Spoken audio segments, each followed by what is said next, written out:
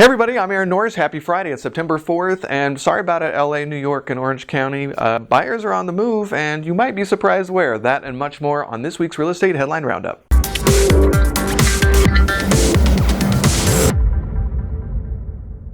First, to some headlines. CoreLogic reported a 6.9% increase in home prices in July. Spending on construction is up over $1 billion to its highest in 7 years. The Mortgage Bankers Association reported an 11.3% increase in mortgage applications last week, and the amount of mortgage credit available increased by 0.5%, according to the Mortgage Bankers Association. Before I go any further, I Survive Real Estate is sold out 45 days before the event.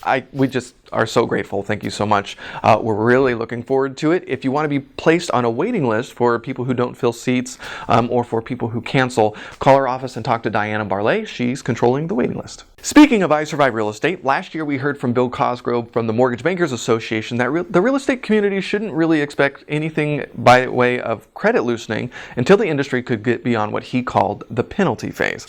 Well, a lawsuit is back in play against Wells Fargo, Bank of America, and Citigroup. The City of Miami filed a lawsuit about predatory lending and minorities, and it was originally dismissed, but the 11th U.S. Circuit Court of Appeals reversed that decision. So 8 years after the meltdown, you do have to wonder when the lawsuits will stop. And granted, in many cases, hey, these suits are well-deserved.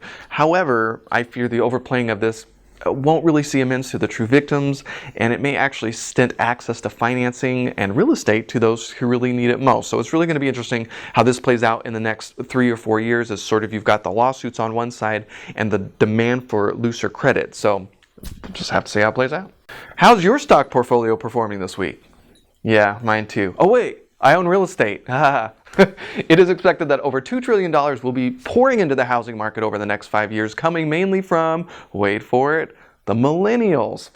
These are 18 to 29 somethings, of which 93 plan to own in the future, 73% want children, and are more likely to spend money on travel and experiences than material possessions. 24% will also start their home search online, and 50% of those are going to be bugging mom and dad for that darn down payment.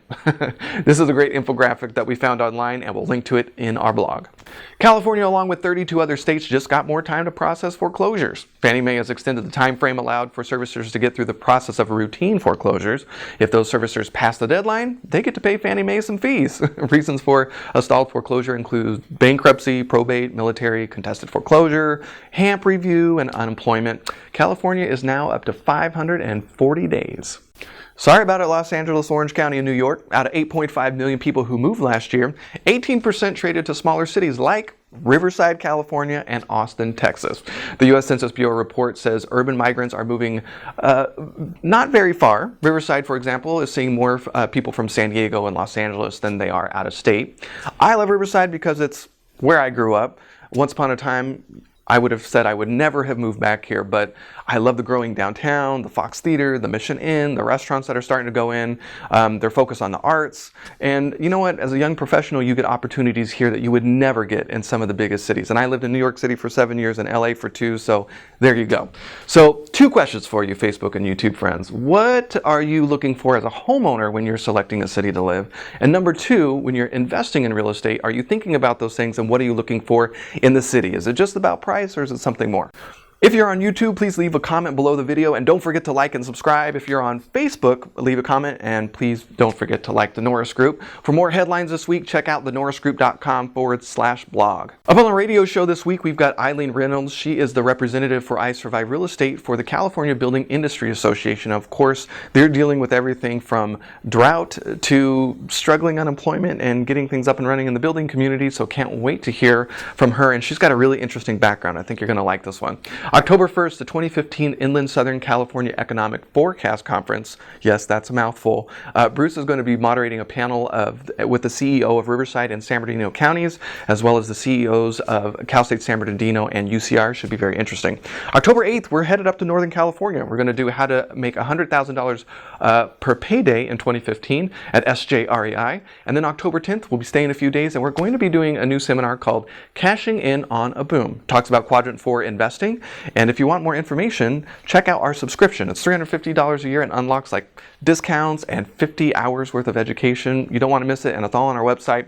And don't forget, October 27th through the 29th is the Norris Group's final property buying boot camp of the year, and that's right after I Survive Real Estate on October 16th. For more information on hard money loans, including fix and flip, buy and hold, and new construction, check out thenorrisgroup.com. And if you want more information on how to passive invest with the Norris Group via First Trust Deeds, check out tngtrustdeeds.com. With that, have a fantastic weekend, and we'll see you next week.